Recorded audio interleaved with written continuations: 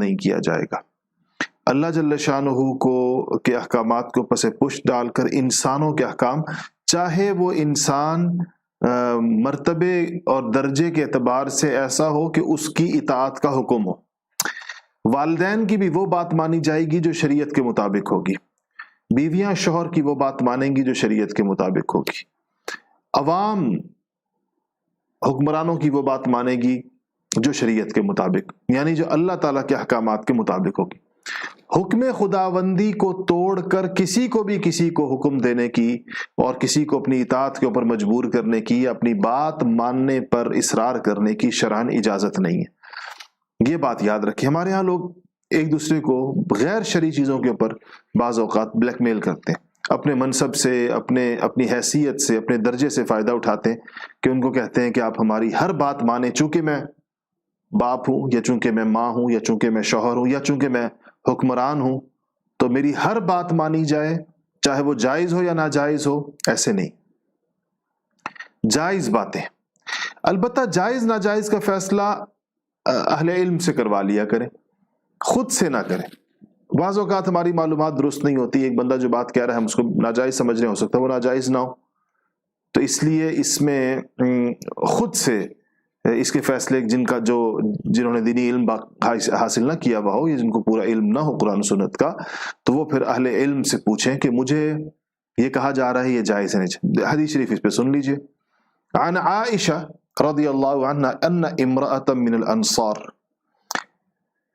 زوجت ابنتها فتمعط شعر رأسها فجاءت الى النبي صلی اللہ علیہ وسلم فذكرت ذلك له فقالت ان زوجها امرني ان اصل في شعرها فقال لا انه قد لعن الموصلات۔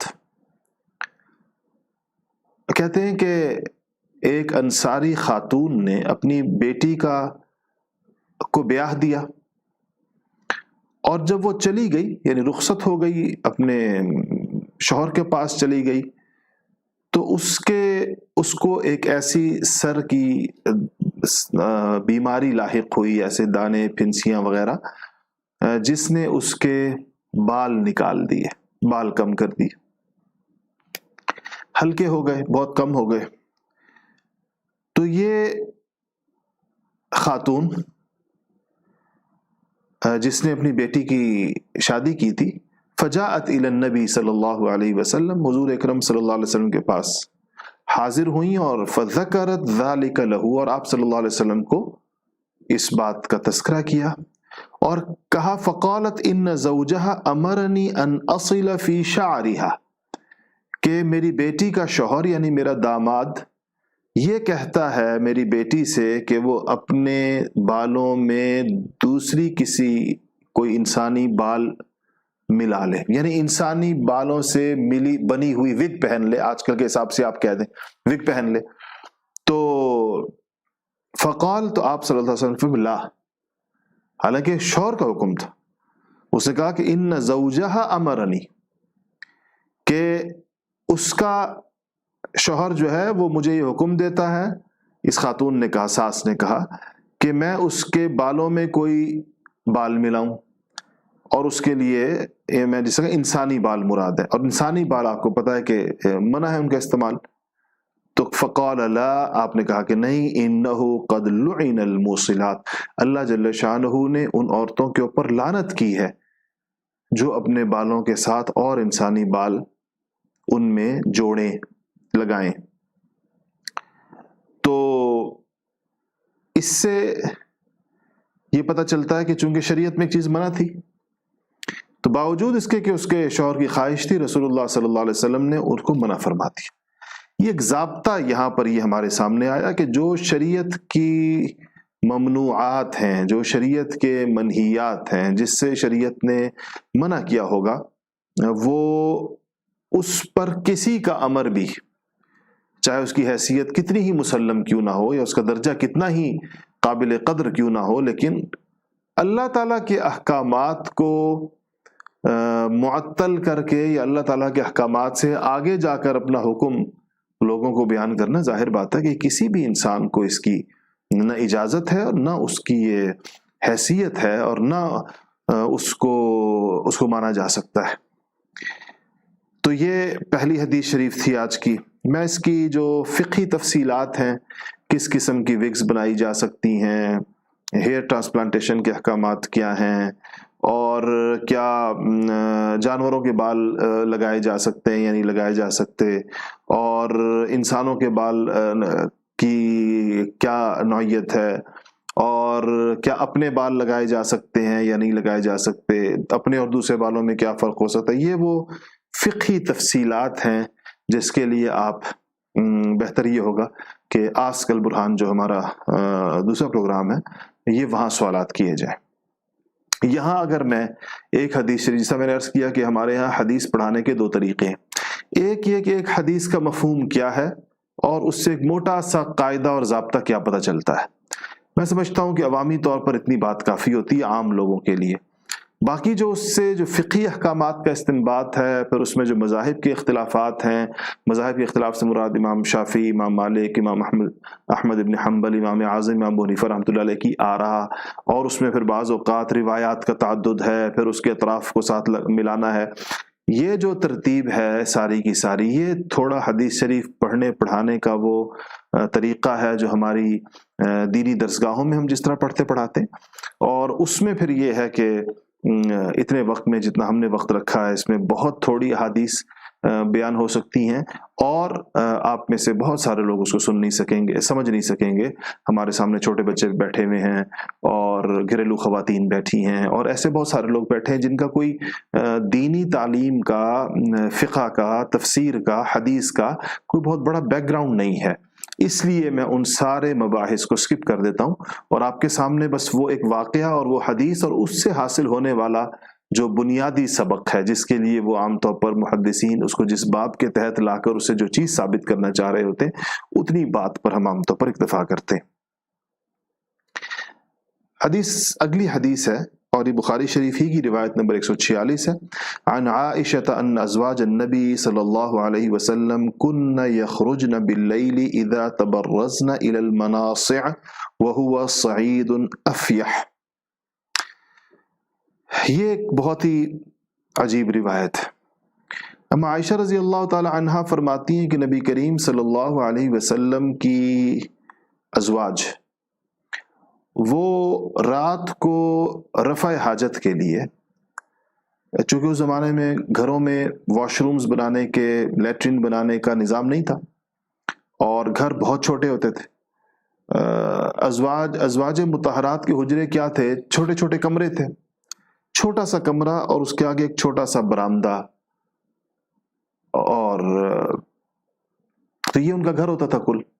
اس گھر میں بیت الخلاء یا واش رومز نہیں بنائے جا سکتے تھے، تو فرمایا کہ وہ سب کو باہر جانا ہوتا تھا، چاہے مرد ہو یا عورتیں ہوں۔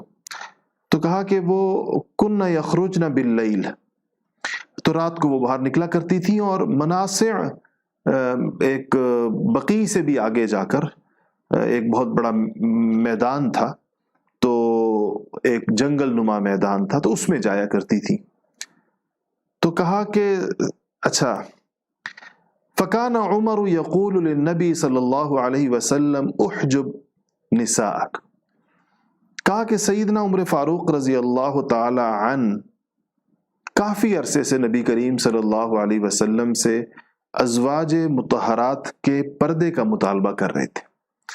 اچھا، اب یہ حدیث امام بخاری بھی ایک سے زائد جگہ پر لائے ہیں، اور انہوں نے اس میں کافی بحث کی گئی ہے کہ آیا یہ حدیث پردے کا پہلا حکم، جس کو آیت حجاب کہتے ہیں، جو پردے کا پہلا حکم، یہ اس سے پہلے کی ہے یا اس کے بعد کی ہے؟ دونوں قسم کی آراء پائی جاتی ہیں۔ تو چونکہ جیسا میں نے عرض کیا کہ میں اس کی ٹیکنیکل بحثوں سے بچنا چاہتا ہوں، آپ کے سامنے اس کی تفصیلات نہیں بیان کرنا چاہتا، اس لیے ہم یہ سمجھتے ہیں، اس قول کو لے لیتے ہیں جس میں اس کو آیت حجاب سے پہلے کا جو قول ہے بعض حضرات کا، اور امام بخاری کا جو متن ہے، جو ہمارے سامنے اس وقت جو ٹیکسٹ ہے، وہ بھی اس قول کے زیادہ قریب ہے، ورنہ بیشتر حضرات نے اس کو آیت حجاب کے بعد اور اس کی کچھ اور تفصیلات بیان کی ہیں۔ تو بہرحال آپ کہتے تھے کہ ازواج مطہرات کو پردہ کرنا چاہیے، سیدنا عمر فاروق رضی اللہ تعالیٰ عنہ کی یہ رائے تھی. نبی کریم صلی اللہ علیہ وسلم فلم یکن رسول اللہ یفعل، حضور اکرم صلی اللہ علیہ وسلم حضرت عمر کی بات پر عمل نہیں فرما رہے تھے، اس لیے کہ آپ وحی کا انتظار کر رہے تھے. نبی کریم صلی اللہ علیہ وسلم جبرائیل امین کا انتظار کر رہے تھے کہ جب یہ چیز پردے کا حکم یا ایسی کوئی چیز آئے گی تو اللہ تعالیٰ کی طرف سے جب آئے گی تب اس کو نافذ کیا جائے گا. تو فخرجت سودا بنت زمعہ زوج النبی صلی اللہ علیہ وسلم لیلۃ من اللیالی عشاء، ایک رات حضرت سودا جو ام المؤمنین ہیں اور ان کا ایک یہ حضرت خدیجۃ الکبریٰ رضی اللہ تعالی عنہا کے وصال کے بعد، حضرت خدیجۃ الکبریٰ کی حیات میں تو آپ صلی اللہ علیہ وسلم نے کوئی دوسرا نکاح نہیں کیا تھا. حضرت خدیجۃ الکبریٰ رضی اللہ تعالی عنہا کے وصال کے بعد یہ پہلی زوجہ مطہرہ ہیں جو نبی کریم صلی اللہ علیہ وسلم کے نکاح میں آئی ہیں. اچھا، ان کی یہ ایک دن رات کو باہر نکلی اور وکانت امرأۃ طویلۃ، اچھا رات کو تو بندے کا نہیں پتہ چلتا، تو عائشہ فرماتی ان کا ذرا ڈیل ڈول اونچا تھا، امرأۃ طویلۃ ان کا قد لمبا تھا تو پہچانی جاتی تھی، یعنی بعض لوگ جن کا قدر اونچا ہو تو پہچانے جاتے ہیں.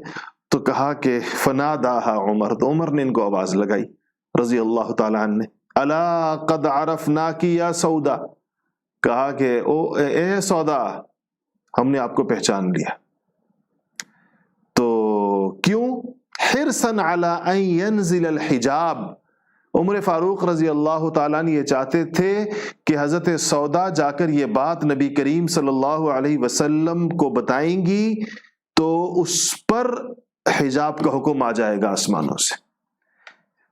تو کہا کہ اس بات کی وجہ سے فانزل اللہ آیت الحجاب، اللہ تعالیٰ نے جبرائیل امین کو حجاب کی آیت دے کر بھیج دیا جس میں نبی کریم صلی اللہ علیہ وسلم سے کہا گیا کہ یا ایھا النبی قل لازواجک وبناتک ونساء المؤمنین، کہ اے نبی اپنی بیویوں کو اور اپنی بیٹیوں کو اور مسلمانوں کی عورتوں سے کہہ دیں کہ وہ پردہ کریں.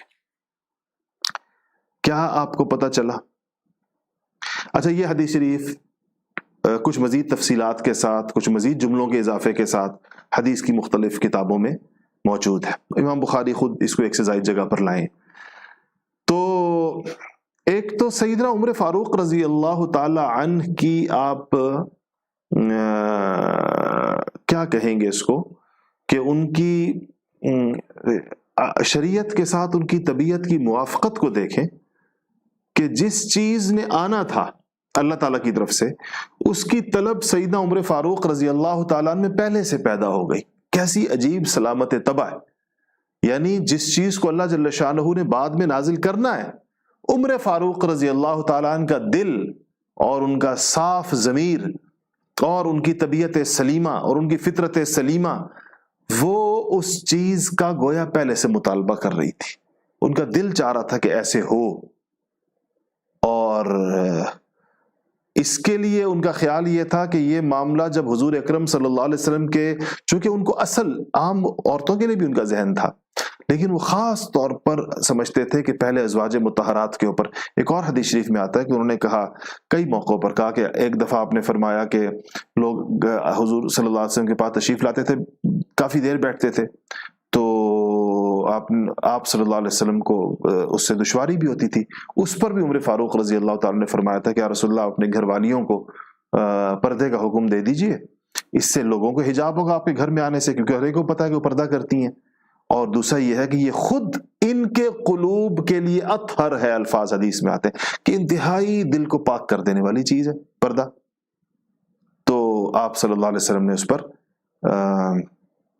وہی جو آپ کا معمول تھا کہ آپ کو آسمانوں کی ہدایت کا انتظار تھا، آپ کو انتظار تھا کہ جبرائیل امین کچھ لے کر آئیں اللہ تعالیٰ کی طرف سے، اور پھر جبرائیل امین واضح ہدایات پردے کی لے کر آ گئے. لیکن پردے کی ہدایات کی آمد میں یہ واقعہ ایک سبب بن گیا، آنا تو اس نے ویسے بھی تھا، سبب بن گیا. اور سیدنا عمر فاروق رضی اللہ تعالیٰ عنہ کی فضیلت اور ان کے فضائل میں ایک یہ بہت بڑی فضیلت، اور ایسے بہت ساری اور چیزیں بھی. اور اس پر علماء نے کتابیں لکھی، اس کو موافقات کہتے ہیں، رائے کا موافق ہو جانا. یعنی ایک رائے سیدنا عمر کی رائے رسول اللہ کی رائے اور اللہ تعالیٰ کی رائے ایک ہو گئی گویا. اللہ تعالیٰ کا حکم کہیں رائے تو نہیں, اللہ تعالیٰ کا حکم ایک ہو گیا. تو اس کو کہتے ہیں موافقات. علماء نے اس پر سیدنا عمر فاروق رضی اللہ تعالیٰ عنہ کے موافقات پر مستقل رسائل لکھے ہیں باقاعدہ, کہ کون کون سی چیزوں میں عمر فاروق رضی اللہ تعالیٰ عنہ کے دل میں وہ بات پیدا ہوئی جو شریعت بننی تھی, جو آسمانوں سے اترنی تھی, جو اللہ جل شانہ کا حکم بننا تھا. کتنے یہ حضرات جلیل القدر ہیں اور کتنے یہ اونچی شان کے حامل ہیں, آپ ذرا سوچیں. اور ان کے قلوب کتنے صاف ہیں, اور ان کے دلوں میں اللہ جل شانہ نے کیسی خیر کی باتیں ان کے دلوں میں ڈالی ہیں, اور اللہ جل شانہ نے ان کے دلوں کو کتنا پاکیزہ بنایا ہے. اور شریعت کو سمجھنے اور شریعت کا مزاج شریعت کو سمجھنے اور اللہ کی منشا کو سمجھنے اور رسول اللہ کی مراد کو سمجھنے میں ان حضرات کو اللہ پاک نے کیسا غیر معمولی ملکہ عطا فرمایا. اسی لیے یہ نبی کریم صلی اللہ علیہ وسلم کی جانشینی کے لیے ان حضرات کا انتخاب ہوا. ان میں یہ غیر معمولی وصف اللہ جل شانہ نے رکھا ہوا تھا. تو کہتے ہیں کہ اس حرص میں حرصاً علی ان ینزل الحجاب, کہ حجاب کا حکم نازل ہو جائے, یہ عمر فاروق رضی اللہ تعالیٰ عنہ کی خواہش تھی. اور فانزل اللہ آیت الحجاب, تو اللہ جل شانہ نے پردے کی آیتیں نازل فرما دی اور امہات المؤمنین نے پردہ کر لیا. امہات المؤمنین کا مطلب کیا ہے؟ کہ وہ ساری امت کی مائیں ہیں. ساری امت کی ماں ہونے کا مطلب کیا ہے؟ کہ نبی کریم صلی اللہ علیہ وسلم کے بعد ان میں سے کسی کا کسی سے نکاح نہیں ہو سکتا, اس کے باوجود انہوں نے پردہ کیا. آیت حجاب نازل ہونے کے بعد اسلامی معاشرے میں سے کسی نے یہ نہیں کہا کہ پردہ تو دل کا ہوتا ہے, او جی پردے کے علاوہ اور بہت سارے ضروری کام ہوتے ہیں. کسی نے نہیں کہا. جو حکم الہی نازل ہوا اس کے اوپر عمل کیا گیا, جو حکم الہی نازل ہوا اس کے اوپر عمل کیا گیا. ہمیں یہ مزاج بنانا چاہیے. میں آپ کو پوری دل سے یہ کہتا ہوں اور آپ کے ساتھ خیر خواہی کے ساتھ یہ کہتا ہوں, ہم سب میں کمیاں کوتاہیاں ہیں, ہم سب لوگ گناہگار ہیں. میں سب سے زیادہ گناہگار ہوں, اور ہم سب میں کمیاں کوتاہیاں ہیں. مگر مزاج یہ بنائیں کہ احکامات شریعت کے سامنے سرنڈر کریں, تسلیم کریں, مانیں کہ ہاں یہ حکم شریعت ہے. ہم سے کوتاہی ہو جاتی ہے, ہم سے اس میں کوئی کمی ہو جاتی ہے, ہمیں جیسے کرنا چاہیے ہم نہیں کر پاتے. اللہ ہمیں معاف فرما دے اس پہ. اللہ مرنے سے پہلے توبہ کی توفیق عطا فرما دے. یہ سارا یعنی اس کی یہ رویہ الگ چیز ہے, اور ایک یہ رویہ کہ آپ کہیں کہ پردہ تو آنکھ کا نہیں ہوتا, پردہ تو دل کا ہوتا ہے, اور یہ ہوتا ہے, اور پردے کرنے والیاں بھی یہ کر رہی ہوتی ہیں, اور پردہ نہ پتہ نہیں کیا کیا تعویلات, کیا کیا باتیں, کیا کیا بہانے. حکم خداوندی کے سامنے طرح طرح کی انسان جو ہے وہ باتیں کرے. اس کی بجائے کیوں نہ مان لے انسان. آیتیں موجود ہیں, احادیث موجود ہیں, اہل علم بتاتے رہتے ہیں, قرآن و سنت کے ماہرین بتا رہے ہیں.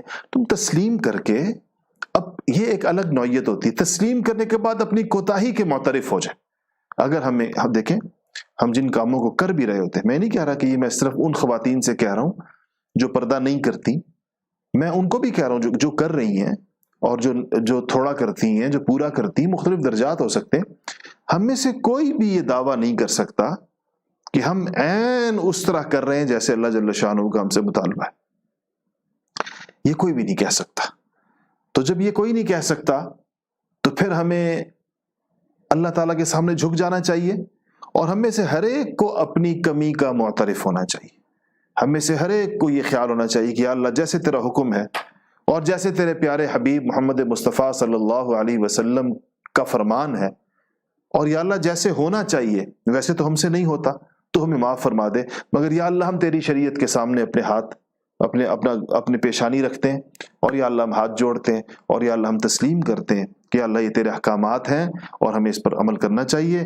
ہم سے جو کمی کوتاہی ہو رہی ہے تو اس پہ ہمیں معاف فرما دے, اور مرنے سے پہلے یا اللہ ہمارے سارے اعمال کو ٹھیک کر دے. اس میں کیا حرج ہے اگر ہم یہ رویہ رکھیں تو؟ اس رویے کی برکت یہ ہے کہ ایسے شخص کو اور ایسی خاتون کو اور ایسے بندے کو, ایسے مرد کو ضرور توبہ کی توفیق ہو جاتی ہے, ضرور اچھے اعمال کی توفیق ہو جاتی ہے. بہانے باز کو کا مسئلہ بڑا خراب ہوتا ہے. بہانے بنانے والے اور نہ ماننے والے اور کج بحثی کرنے والے اور حجت بازی کرنے والے. تو یہ دوسری حدیث شریف تھی. تیسری روایت ہے سیدنا ابو ہریرہ رضی اللہ تعالی عنہ سے، اور یہ ترمذی شریف کی روایت نمبر 2317 ہے. فرماتے ہیں کہ قال رسول اللہ صلی اللہ علیہ وسلم من حسن اسلام المرء ترکہ ما لا یعنی، کہ رسول اللہ صلی اللہ علیہ وسلم نے فرمایا کہ انسان کے اسلام کے حسن میں سے یہ ہے کہ وہ لایانی چیزیں چھوڑ دے. حسنی اسلام المرئی، مر کہتے ہیں بندے کو، مرئی تو بندے کے اسلام کے حسن میں سے یہ ہے، اسلام کی خوبی میں سے یہ ہے، اس کے اسلام کی خوبصورتی یہ ہے، اس کے اس اسلام کا حسن و جمال یہ ہے، ترکہ ما لا یعنی، چھوڑ دینا اس کا ان چیزوں کو جو کوئی معنی نہیں رکھتی، ان چیزوں کو جو دنیا و آخرت میں کوئی فائدہ نہیں، بالکل فضول چیزوں کو چھوڑ. یعنی انسان کاروبار کر رہا ہے جائز طریقے سے تو بھائی اس کو دنیا کا فائدہ بھی آخرت کا بھی ہے، اپنا کام کر رہا ہے، سبق پڑھ رہا ہے، کوئی ڈگری لے رہا ہے، کوئی خدمت خلق کر رہا ہے، جھاڑو لگا رہا ہے، پونچا لگا رہا ہے، برتن دھو رہا ہے، کچھ بھی کر رہا ہے، یہ سارے وہ کام ہیں جن کا دنیا آخرت میں کوئی نہ کوئی فائدہ ہے. کسی کام کا دنیا میں فائدہ ہے، کسی کا آخرت میں فائدہ ہے، اور جن چیزوں کا دنیا میں فائدہ ہے اگر ان کی نیت درست کر لی جائے تو آخرت میں بھی ان کا فائدہ ہوتا ہے.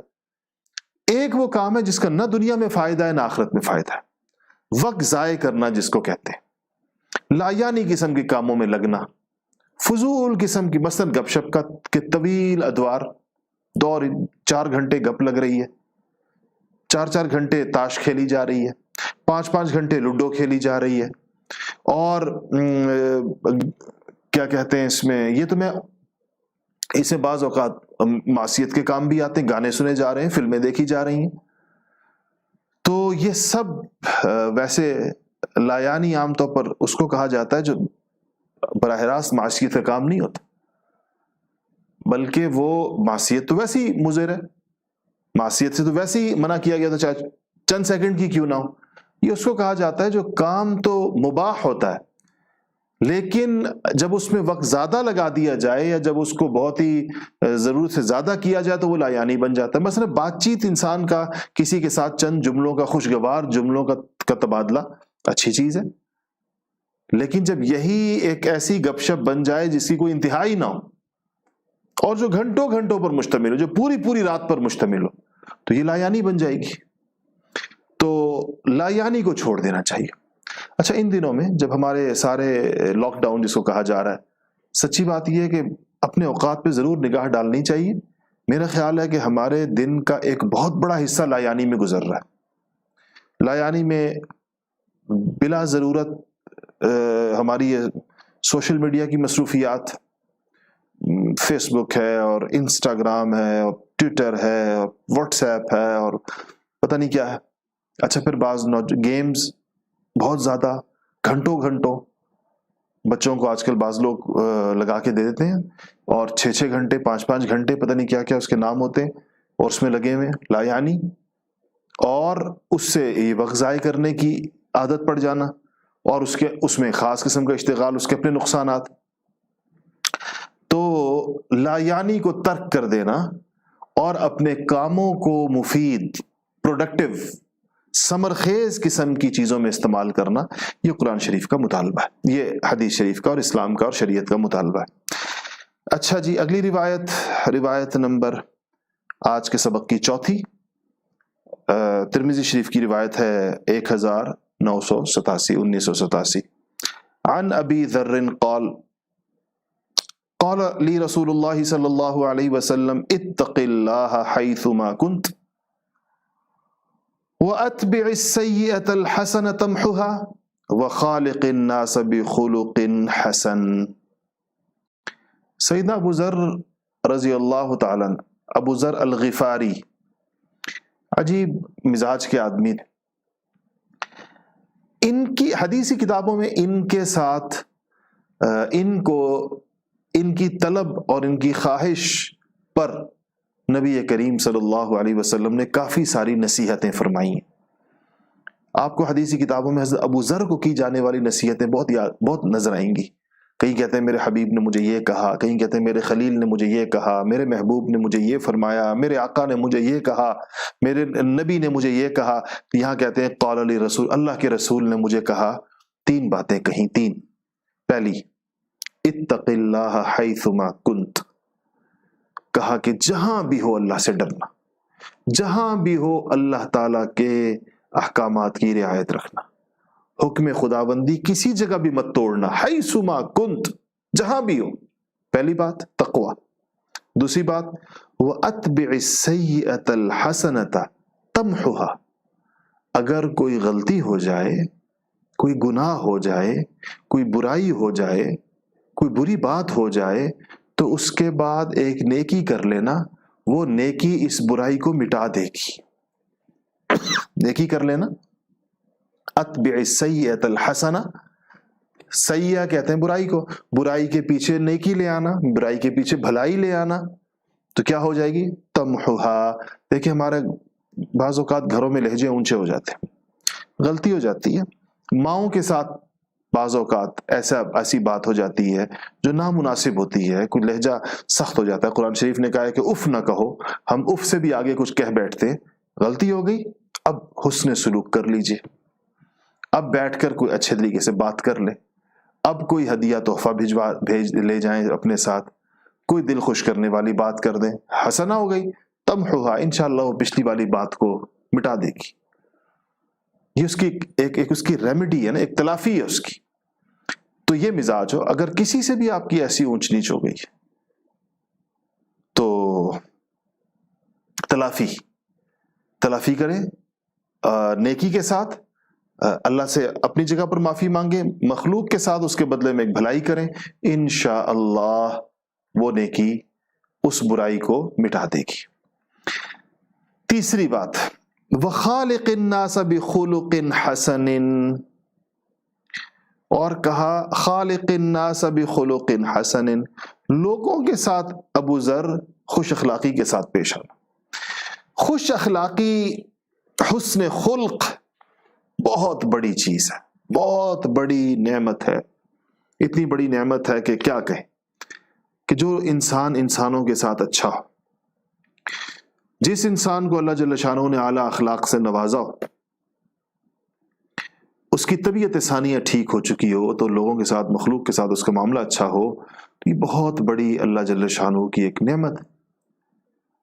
تو اور ایسا انسان اللہ کو بھی محبوب ہے اور انسانوں میں بھی محبوب ہوتا ہے. ہمیں آپ دیکھیں سب سے زیادہ آسانی کن لوگوں کے ساتھ ہوتی ہے، کس کے ساتھ ہم ایزی فیل کرتے ہیں، کن کے ساتھ ہم ہر وقت ان سے ملنا چاہتے ہیں؟ جن کے اخلاق اچھے ہوتے ہیں، جن کے اخلاق اچھے ہوتے ہیں، ان سے ہم تنگ نہیں ہوتے، ان کے ساتھ ہم جتنا بیٹھے ہم خوش رہتے ہیں. تو یہ لوگ دنیا میں بھی محبوب ہوتے ہیں، دنیا میں بھی لوگ ہر جگہ ویلکم کیا جاتا ہے، ہر جگہ پرجوش خیر مقدم ہوتا ہے، اور اللہ کی نگاہوں میں بھی ان کی بڑی حیثیت، اللہ کے ہاں بھی ان کا بڑا مرتبہ اور ان کا بڑا مقام ہوتا ہے. تو کہا یہ مجھے پہلی نصیحت تقوی کی، دوسری نصیحت برائی کے بعد بھلائی کرنے کی، اور تیسری نصیحت کہتے ہیں کہ مجھے فرمائی آپ صلی اللہ علیہ وسلم نے کہ لوگوں کے ساتھ اچھے اخلاق کے ساتھ پیش آؤ. 5ویں حدیث آج کی ترمذی شریف کی روایت ہے 2516. عن ابن عباس رضی اللہ عنہ قال،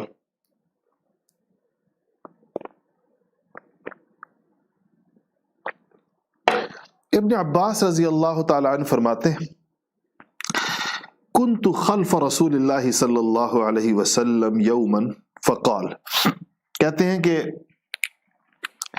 یہ ابن عباس رضی اللہ تعالیٰ آپ صلی اللہ علیہ وسلم کے چچا کے بیٹے ہیں، اور ان صحابہ میں سے ہیں جن کو ہم نے ایک حدیث شریف پڑھی تھی کہ آپ نے فرمایا نبی کریم صلی اللہ علیہ وسلم نے جو دعائیں دی ان میں سے حضرت ابن عباس رضی اللہ تعالیٰ عنہ کو دعا دی تھی کہ یا اللہ اس کو اللہم فقہ الکتاب، علمہ الکتاب، یا اللہ ان کو کتاب کا علم عطا فرما اور ان کو تعویل کا علم عطا فرما، حکمت کا علم عطا فرما.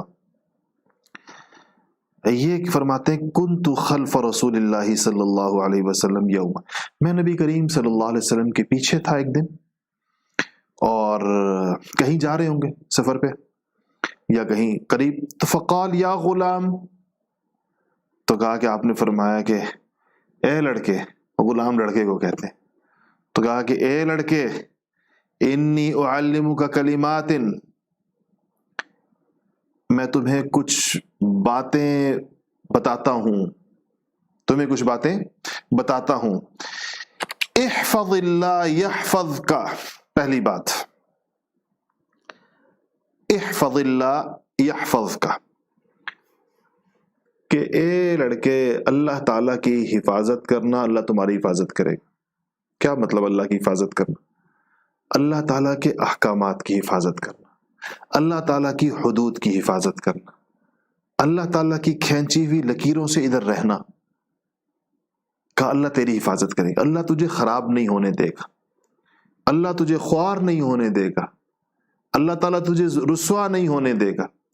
اللہ کی حفاظت تو پھر ہر چیز سے ہوتی، تو اللہ تعالیٰ کی کے احکامات کی حفاظت کر، اللہ جل شانہ تیری ذات کی، تیرے مال کی، تیری عزت کی، تیری آبرو کی، ہر چیز کی حفاظت فرمائے گا۔ دوسری بات کیا فرمائی؟ احفظ اللہ تجدہ تجاہک، کہا کہ اللہ تعالیٰ کی حفاظت کر، یعنی احکامات الہیہ کی حفاظت کر، تو اللہ جل شانہ کو اپنے سامنے پائے گا۔ کیا مطلب؟ معیت اللہ تعالیٰ کے ساتھ کا ایک احساس ہوگا۔ جو لوگ اپنے بچوں کی اچھی تربیت کرتے ہیں، وہ اپنے بچوں کو اللہ جل شانہ کی موجودگی کا ایک احساس دلاتے ہیں، اور بچوں کے ذہن میں یہ آتا ہے کہ ہم دعا کریں گے تو یہ ہوگا، ہم اللہ تعالیٰ سے مانگیں گے تو یہ ہوگا، ہمیں جو کچھ مل رہا ہے اللہ تعالیٰ دے رہے ہیں۔ یہ بچوں میں اس احساس کا پیدا کرنا اللہ تعالیٰ کے ساتھ اور اللہ تعالیٰ کی معیت کا، یہ دیکھیں نبی کریم صلی اللہ علیہ وسلم ان کو یہ کہہ رہے ہیں کہ تم اللہ تعالیٰ کی حدود کی حفاظت کرنا، بچے کیا ہوگا؟ تجدہ تجاہک، تو اللہ تعالیٰ کو اپنے قریب پائے گا۔ اگلی بات سنیے، اور یہ میں سارے جو بچے سن رہے ہیں، میں سارے بچوں تم غور سے سنو میری بات۔ اذا سألت فاسأل اللہ، کہا کہ جب مانگو بچے تو اللہ سے مانگا کرو۔ ہمارے ذہن میں تو یہ ہے نا کہ ابو سے مانگنا ہے، امی سے مانگنا ہے، دادی سے مانگنا ہے، نانی سے مانگنا ہے، نہیں، کہا اذا سألت فاسأل اللہ، کہا کہ بچے جب مانگو تو اللہ تعالیٰ سے مانگو۔ یہ مزاج بناؤ کہ ہمیں چیز اللہ سے مانگنی ہے۔ وَإِذَا اسْتَعَنْتَ فَاسْتَعِنْ بِاللَّهِ، جب مدد طلب کرو کسی چیز میں تو فَاسْتَعِنْ بِاللَّهِ، تو اللہ تعالیٰ سے مدد طلب کرو۔ دل میں یہ ہو کہ میری اس کام میں اگر مدد ہوگی تو اللہ تعالیٰ کی طرف سے ہوگی، مجھے کوئی چیز چاہیے تو اللہ سے ملے گی، ہر وقت اس احساس کا ہونا۔ اور کہا کہ وَعْلَمْ، سنو بچے، ان الامة لو اجتمعت على ان ينفعوك بشيء لم ينفعوك الا بشيء قد كتبه الله لك، کہ اگر ساری دنیا اکٹھی ہو کر تمہیں کوئی نفع پہنچانا چاہے، تمہیں کوئی چیز دینا چاہے تو نہیں دے سکتی جب تک اللہ جل شانہ نے وہ تمہارے لیے لکھ نہ دی ہو۔ یعنی اللہ کے ہاں اگر وہ تمہیں ملنا طے ہو گیا، اللہ کے ہاں سے تمہیں ملنا طے نہیں ہوا، تو ساری دنیا مل کر بھی نہیں دے سکتی۔ جب ساری دنیا مل کر نہیں دے سکتی تو صرف ہمارے ابا جی کیا دیں گے، یا اماں کیا دے گی، یا نانی کیا دے گی، یا دادی کیا دے گی، یا کوئی اور بندہ کیا دے گا۔ حضور صلی اللہ علیہ وسلم نے فرمایا کہ ساری دنیا اگر تمہیں کسی نفع پہنچانے پر متفق ہو جائے کہ ہم نے اس کو ضرور کوئی فائدہ پہنچانا ہے، اور اللہ جل شانہ کیا اگر لکھا ہوا نہ ہوا، نہیں پہنچے گا۔ اگلی بات، وَإِنِ اجْتَمَعُوا عَلَىٰ أَن يَضُرُّوكَ بِشَيْءٍ، اور اگر یہ ساری دنیا اکٹھی ہو جائے کہ تمہیں کوئی نقصان پہنچانا ہے، اور لَمْ يَضُرُّوكَ إِلَّا بِشَيْءٍ قَدْ كَتَبَهَ اللَّهُ عَلَيْكَ، کہا تمہیں نقصان نہیں پہنچا سکتے سب مل کر بھی۔ اب بتاؤ ہمیں ڈرنا چاہیے؟ اوپر کے کمروں میں جانے سے، تنہا کمرے میں جانے سے، کسی بھی جگہ خوف انسانوں کبھی بھی نہ محسوس ہو، اس لیے کہ کوئی چیز ہمیں نقصان نہیں پہنچا سکتی جب تک اللہ جل شانہ نے نقصان پہنچانا لکھا ہوا نہ ہو۔ اس کا مطلب یہ نہیں کہ احتیاط نہ کی جائے چیزوں سے، انسان احتیاط ضرور کرے لیکن خوف نہ محسوس کرے، خوف زدہ طبیعت نہ بنے، ڈرنے والا کام نہ ہو۔ باقی اللہ تعالیٰ نے انسانوں سے کہا اپنے آپ کو نقصانات سے بچاؤ، تو اللہ کا حکم سمجھ کے نقصان کے کاموں میں ہاتھ نہیں ڈالنا چاہیے۔ اور پھر فرمایا کہ رفعت الاقلام وجفت الصحف، اور آپ نے فرمایا کہ جو تقدیر لکھنے والے قلم ہیں وہ اپنا کام کر کے اٹھ چکے ہیں، لکھنے والوں نے لکھ لیا، یعنی جو فرشتے تقدیر لکھنے پر مامور ہیں۔ جب آپ معراج پر گئے تھے تو آپ نے وہ جگہ دیکھی تھی نبی کریم صلی اللہ علیہ وسلم نے جہاں پر لکھا جا رہا تھا، اور وہاں قلم کی کھسکھساہٹ کی آواز تھی، جس طرح کاغذ پہ جو قلم چلتا ہے، تو کہا وہ قلم لکھ کر فارغ ہو گئے ہیں، اور جو صحیفے جس پر لکھا جاتا ہے، صحیفہ کہتے ہیں اس پیپر کو جس کو لکھا جاتا ہے، وہ خشک ہو چکے ہیں۔ پرانے زمانے میں چونکہ قلم کو سیاہی میں ڈبو کر لکھا جاتا تھا نا، تو اس کے بعد تھوڑی دیر اس کو تختیوں کو خشک کیا جاتا تھا، تو کہا کہ وہ جفت الصحف، صحیفے جن پر لکھا جا چکا ہے وہ لکھا جا چکا ہے۔ یعنی مطلب یہ ہے کہ تقدیر انسان کی اللہ جل شانہ لکھ چکے ہیں، اب انسان کو عمل کی طرف متوجہ ہو جانا چاہیے، اور انسان کو اپنے مخلوق سے نفع، ضرر، فائدہ، نقصان، اس چیز کو اٹھا دینا چاہیے، اس خیال کو، اس سے بے غم ہو جانا چاہیے۔ اتنی پیاری زندگی ہے جو انسان اس کے اوپر آ جائے، اتنی شاندار زندگی ہے جس انسان کو اللہ جل شانہ یہ توفیق، یہ مزاج جس کا اللہ تعالیٰ بنا دے۔ اچھا جی، اس کے بعد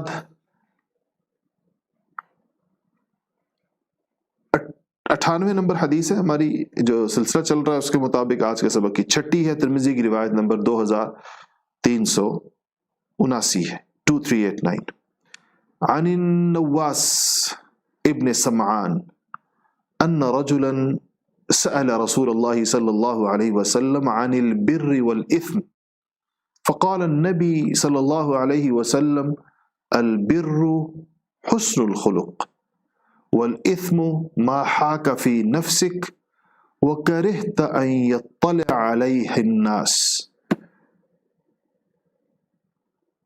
نواس ابن سمعان رضی اللہ تعالیٰ عنہ روایت فرماتے ہیں، ایک بندہ نبی کریم صلی اللہ علیہ وسلم کے پاس تشریف لائے اور ایک زبردست سوال کیا۔ سوال کیا کہا کہ نیکی کیا ہے اور گناہ کیا ہے، بھلائی کیا ہے، برائی کیا ہے۔ بر کہتے ہیں نیکی کو، اثم کہتے ہیں گناہ کو۔ کیا رسول اللہ نیکی کیا ہے اور بدی کیا ہے، اچھا کام کون سا ہے، برا کام کون سا ہے، اللہ تعالیٰ کا پسندیدہ کام کون سا ہے، اللہ تعالیٰ کا ناپسندیدہ کام کون سا ہے۔ نبی کریم صلی اللہ علیہ وسلم مختصر جوابات دیا کرتے تھے، اور جو سامنے والا ہوتا تھا نا اس کی عقل کے مطابق دیا کرتے تھے، اس کے فہم کے مطابق دیا کرتے تھے۔ یہ آپ کی تعلیمات کا سب سے بڑا حسن یہ تھا، جس انسان نے جو پوچھا اس کو ایسا جواب ملا کہ اس کا دل و دماغ اس پہ راضی ہو گیا، اس کے بڑے بڑے مسئلے اس سے حل ہو گئے، اس کی طبیعت اس کے اوپر خوش ہو گئی۔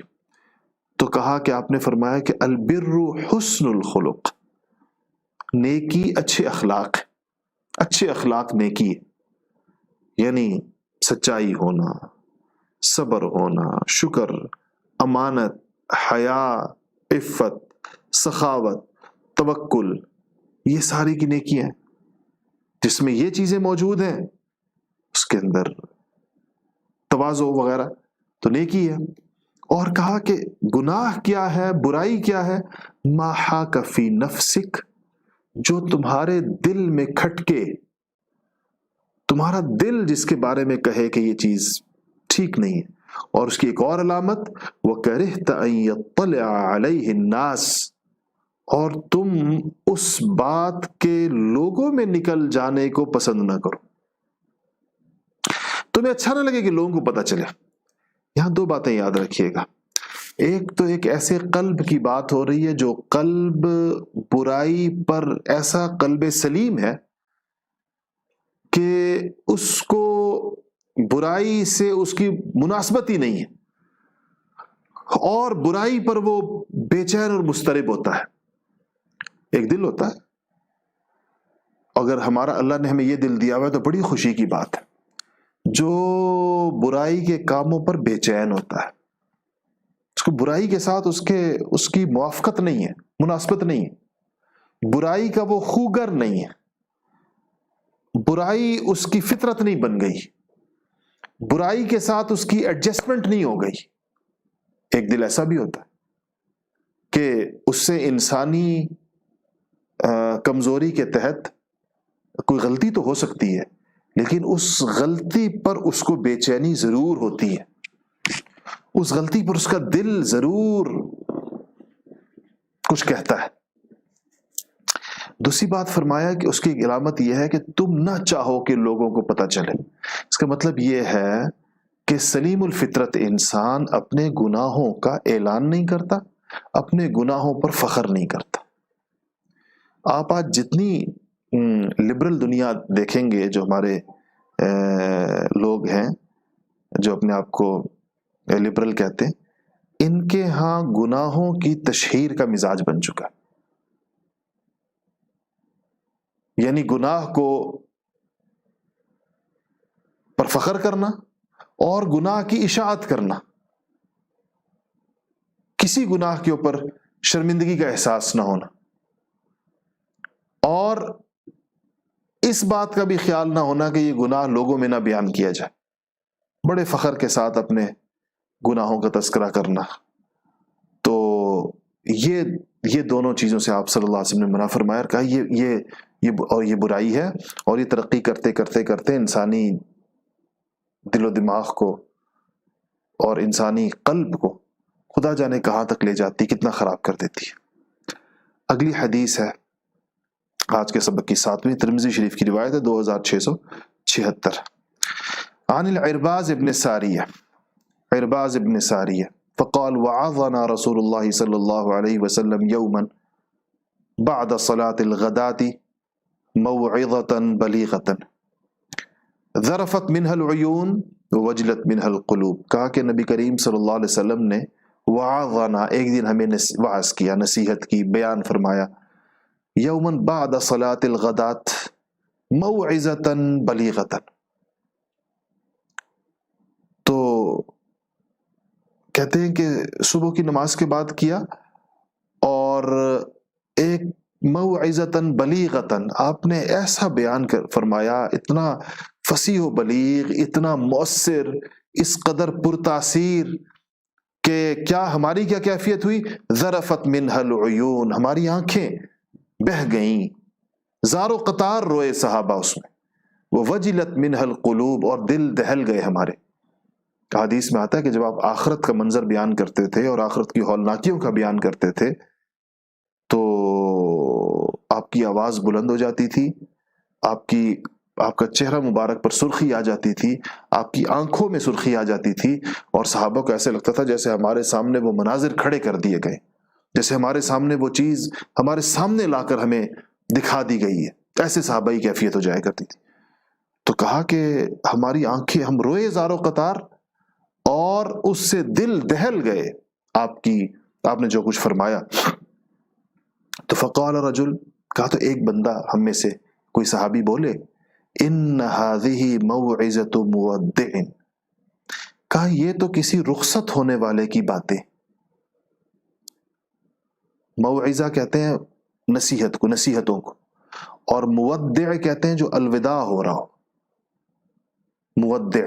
کہا یہ تو کسی رخصت ہوتے ہوئے شخص کی جیسے آخری باتیں ہوتی ہیں رسول اللہ، یہ تو ایسا محسوس ہو رہا ہے جیسے آپ کی حیات مبارکہ کا آخری گفتگو کوئی کر رہا ہو۔ تو فماذا تعہد الینا یا رسول اللہ، یا رسول اللہ آپ ہم سے کس بات کے اوپر عہد لیتے ہیں، کس بات پر ہمیں جم جانے کا فرماتے ہیں، کس بات پر ہمیں کھڑا ہو جانے کا، اور کس بات پر استقامت اختیار کرنے کا، کس بات کو مضبوطی کے ساتھ تھامنے کا حکم دیتے ہیں؟ جیسے کوئی بندہ کسی کے اپنے والد سے آخری گفتگو ہو رہی ہے تو ان سے پوچھے کہ آپ کیا کہتے ہیں، بقیہ زندگی میں کیا کروں؟ آپ نے اس پر فرمایا، دیکھیں کیا جواب دیے، کہا پہلی قول اوصیکم، میں وصیت کرتا ہوں تمہیں، بتقوی اللہ، اللہ تعالیٰ کے تقوی کی، اللہ سے ڈرنے کی، اللہ تعالیٰ کے احکامات کی رعایت کرنے کی.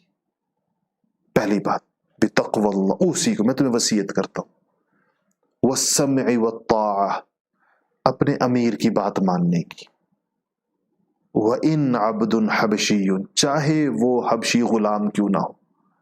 اگر حبشی غلام، دوسری حدیث میں آتا ہے جس کا سر چھوٹا سا ہو، کشمش کی طرح پچکا ہوا سر ہو جس کا، یعنی غلام بھی ہو، حبشی بھی ہو، کالا حبشی جیسا ہوتا، اور پچکے ہوئے سر والا ہو. پچکے ہوئے سر کا مطلب یہ ہوتا ہے کہ عربوں کا خیال تھا سر جتنا چھوٹا ہوتا ہے عقل اتنی کم ہوتی، وہ بڑے سر پسند کرتے تھے، کہتے تھے بڑے سر میں بھیجا زیادہ ہوتا ہے اور اس میں عقل زیادہ ہوتی ہے، ایک تصور تھا. تو آپ نے فرمایا کہ چاہے وہ تمہارے اوپر امیر بنایا جائے، عبد حبشی، اس کی بات ماننا، امیر کی بات ماننا، امیر کی مخالفت مت کرنا. فَإِنَّهُ مَنْ يَعِشْ مِنْكُمْ يَرَى اخْتِلَافًا كَثِيرًا، تم میں سے جو زندہ رہے گا میرے بعد وہ بہت اختلاف دیکھے گا، آراء کا اختلاف پیدا ہوگا. اس آراء کے اختلاف میں تم امیر کے ساتھ جڑ کے رہنا. یہ ہم سب کے لیے نصیحت ہے. آراء جتنی بھی آ جائیں کوئی حرج نہیں ہے، لیکن امیر کے ساتھ جڑ کے رہنا ہے. کیا مطلب؟ اپنی تمام تر آراء پیش کر لیں، کوئی انسان بھی رائے پیش کر سکتا ہے، پھر ماننی امیر کی ہے. اپنی رائے پیش کرنے کی سب کو آزادی ہوگی، لیکن اطاعت کس کی ہوگی؟ امیر کی ہوگی. کوئی شخص اپنی رائے کے ذریعے سے 1.5 اینٹ کی الگ مسجد نہیں بنائے گا، کوئی اپنی رائے کی بنیاد پر امت میں توڑ پیدا نہیں کرے گا، کوئی اپنی رائے کی بنیاد کے اوپر اختلاف اور انتشار پیدا نہیں کرے. ہاں، مشورے کی مجلس میں گفتگو ہر قسم کی ہوگی، ہر بندہ دیانتداری کے ساتھ اپنی رائے دے گا، لیکن مانی امیر کی جائے گی پھر آخر میں. تو کہا وَإِيَّاكُمْ وَمُحْدَثَاتِ الْأُمُورِ، اور یاد رکھنا، کہا کہ دین میں دین کے نام پر نئی باتوں کو ایجاد کرنے سے بہت بچنا، نئی چیزیں مت ایجاد کرنا، دین میں ایسے اضافے مت کرنا جو قرآن و سنت سے ثابت نہیں. فَإِنَّهَا ضَلَالَةٌ، یہ گمراہی ہے. یعنی بدعات کا، بدعات سے بچنا، بدعت نہ آنے دینا، اس لیے کہ فَإِنَّهَا ضَلَالَةٌ. اور نسائی میں جو یہ روایت ہے اس میں ایک جملے کو اور اضافہ ہے، کل بدعت ضلالہ وکل ضلالۃ فی النار، یہ نسائی کا اضافہ ہے، وہ حدیث بھی صحیح ہے. فمن ادرک ذلک، اور کہا جو اس دور کو پائے جس میں اختلاف بھی ہو رہا ہوگا اور نئی چیزوں کی باتیں بھی ہو رہی ہوں گی، فمن ادرک ذلک منکم فعلیہ بسنتی، فعلیہ بسنتی، ایسے جب تم اپنے زمانے میں ایسی چیزیں پاؤ تو علیہ یعنی لازم ہے اس شخص پر جس کے زمانے میں ایسی چیزیں آ جائیں کہ وہ میرے طرز حیات کو پکڑ لے. سنت کہتے ہیں پورے طرز زندگی کو. فعلیہ بسنتی، اس پر لازم ہے کہ وہ میری سنت کو پکڑ لے. اور کس کی سنت کو؟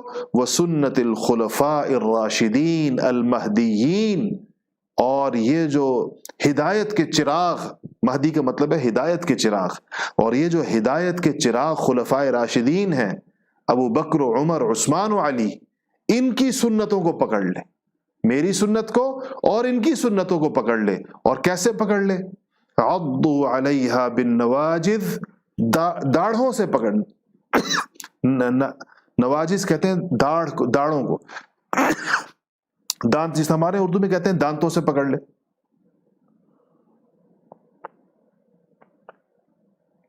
جب کوئی چیز داڑھ میں رکھ لی جائے، رسی وغیرہ ہے کوئی چیز، تو مضبوط انسان اس کو جیسا آپ نے پکڑ کے اس کو جس ہاتھ سے نہ جانے دی جا رہی، تو ہم اردو میں کہتے ہیں دانتوں سے. کہ دانتوں سے اس کو پکڑ لو، کیوں ہاتھ سے پکڑنے میں چھوٹنے کا اندیشہ، تو اتنا مضبوط پکڑ لو. گویا یہ اس آپ صلی اللہ علیہ وسلم نے اپنے بعد کے ادوار میں زندگی گزارنے کا طریقہ بتایا. ایسے زندگی گزارو کہ میری سنت پر عمل پیرا رہو، خلفائے راشدین کو مضبوط پکڑو اور اس سے ہلو مت، بدعات سے بچو، بدعات سے، اور اختلاف کے وقت میں امیر کے ساتھ ہو جاؤ اور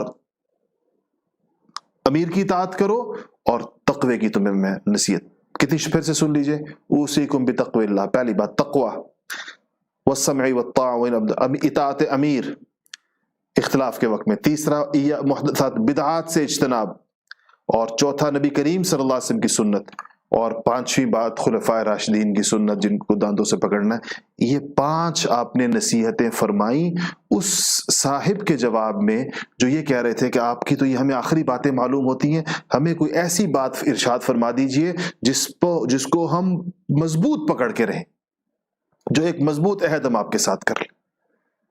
تو یہ ہم سب کے لیے بھی ہے، اور یہ 5 باتیں آپ کو خوب یاد رہیں، یہ نبی کریم صلی اللہ علیہ وسلم کی وصیت ہے ہم سب کے لیے۔ آخری حدیث، اور یہ حدیث نمبر 100 ہے، آج ہماری 100 حدیثیں اس حدیث سے پوری ہو رہی ہیں، ترمذی کی روایت نمبر 3540۔ حدثنا انس بن مالک، انس بن مالک فرماتے ہیں کہ سمعت رسول اللہ صلی اللہ علیہ وسلم یقول قال اللہ تبارک و تعالی یا ابن آدم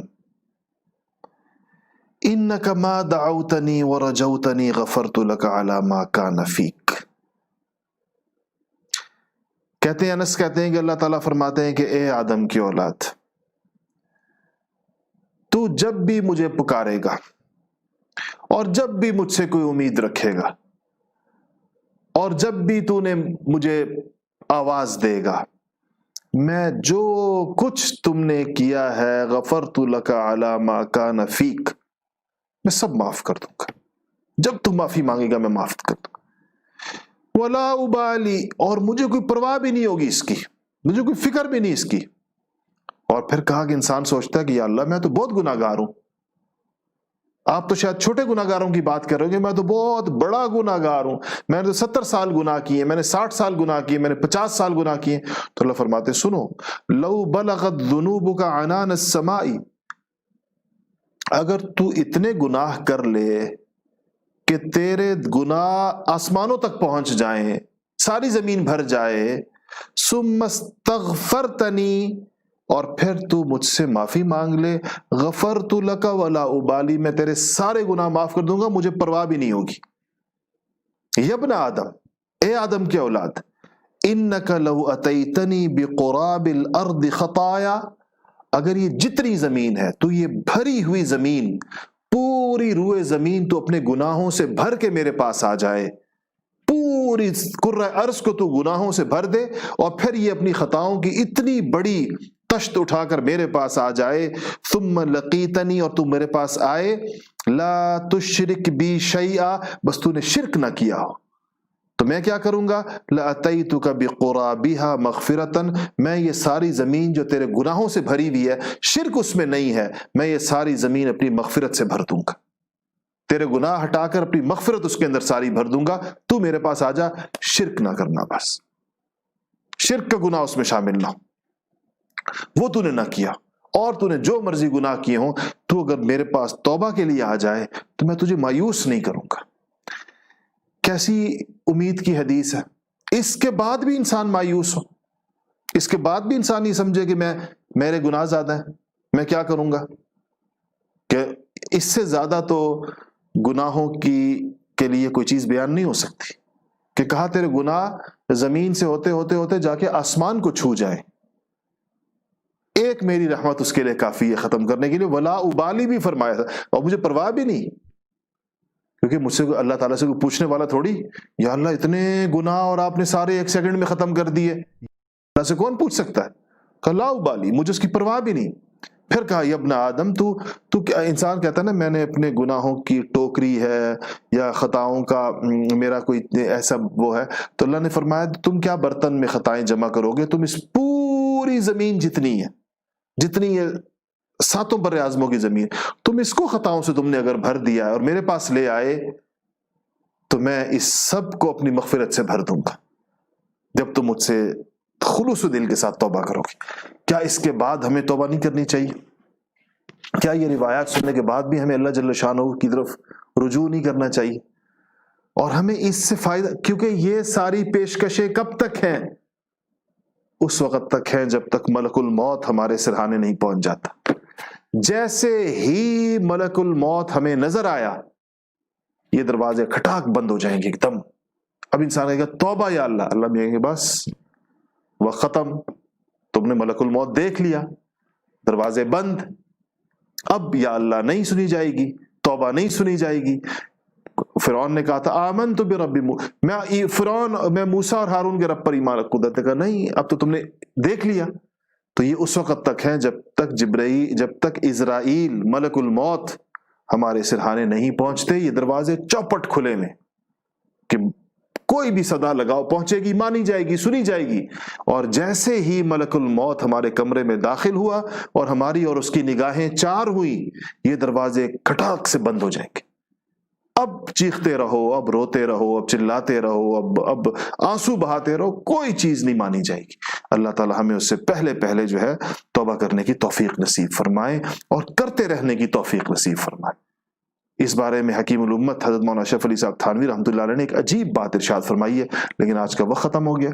اس سے میں وہ انشاءاللہ اگر مجھے اللہ تعالیٰ کرے کہ یاد رہے تو میں کل آپ کو اس توبہ کے بارے میں ان کے تجویز کردہ ایک مختصر سا عمل انشاءاللہ میں آپ کو کل بتاؤں گا کہ وہ کیا ہے، کہ جس سے انسان روز کرے تو اس کو انشاءاللہ روز ہی انسان پاک صاف ہو جایا کرے اپنی تمام چیزوں سے۔ اللہ تعالیٰ ہمیں اس پر عمل کی توفیق نصیب فرمائے۔ الحمدللہ سیرت کورس جو بچوں کے لیے ہم نے جس کا ذکر کیا تھا، کل میں نے اس کا اعلان کیا اور کل سے لے کر آج تک اس تھوڑے سے وقت کے اندر تقریباً 13,000 بچوں کے تقریباً رجسٹریشن ہو گئی ہے۔ اس کے بارے میں نے 2-3 باتیں عرض کی تھیں کہ میں نے کہا تھا کہ صرف اپنے بچوں کو اس خیر کے لیے ہی آپ صرف نہ چنیں بلکہ آپ اس کی دعوت چلائیں، اور 10 بچے آپ میں سے ہر ایک کے ذمہ میں نے لگائے تھے، تو 10 کا سن کر کسی نے 50 اپنے ذمہ لگائے، 70 80 90 100 کہ ہم ان کو آمادہ بھی کریں گے، ان کی رجسٹریشن بھی کرائیں گے اور سبقوں میں ان کو بٹھانے کا اہتمام بھی کریں گے، نہیں ان کو تھوڑا بہت ترغیب دیتے رہیں گے کہ وہ سبق میں بیٹھتے رہیں۔ ایک تو یہ بات آپ اس پر اس کی پوری کوشش کریں، یہ چند دن رجسٹریشن کھلی ہے پھر یہ بند ہو جائے گی، اور دوسری بات یہ ہے کہ ہر بچے کی الگ الگ رجسٹریشن کرائیں تاکہ ہمارے ریکارڈ میں بچہ اپنے نام کے ساتھ موجود ہو۔ اگرچہ ہمیں پتہ ہے کہ ایک رجسٹریشن کے اوپر آپ ایک اسکرین کے آگے بہت سے لوگ بیٹھ سکتے ہیں، لیکن ہمارے ریکارڈ میں بچہ موجود ہے، ہمیں پتہ ہو کہ اس بچے نے ہمارے پاس یہ ابتدائی کورس کر لیا، اب یہ دوسرے میں جا رہا ہے، تیسرے میں جا رہا ہے اور چوتھے میں جا رہا ہے۔ تو انشاءاللہ اس کو وہ کریں، اس کے لیے آپ اس مشن میں نبی کریم صلی اللہ علیہ وسلم کی محبت اور آپ کی اطاعت پیدا کرنے کے اس مشن میں البرہان کا ساتھ دیجیے۔ اللہ جل شانہ آپ سب کو اپنی مرضیات پر چلنے کی توفیق نصیب فرمائے۔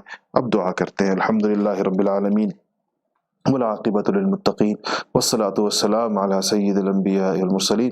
ربنا ظلمنا انفسنا وان لم تغفر لنا وترحمنا لنکونن من الخاسرین۔ رب اغفر وارحم وانت خیر الراحمین۔ یا رب العالمین ہمارے تمام گناہوں کو معاف فرما۔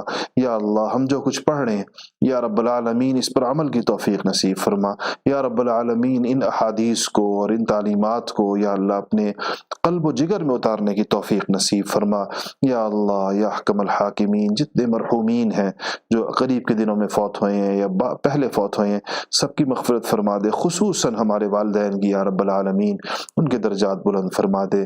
یا اللہ یا اللہ یا اللہ ان کے آخرت کے سفر کو آسان فرما دے، ان کی قبر کو جنت کے باغوں میں سے باغ بنا دے۔ دیگر مرحومین کی بھی یا اللہ مغفرت فرما دے، جو بیمار ہیں یا اللہ ان کو شفا عطا فرما دے۔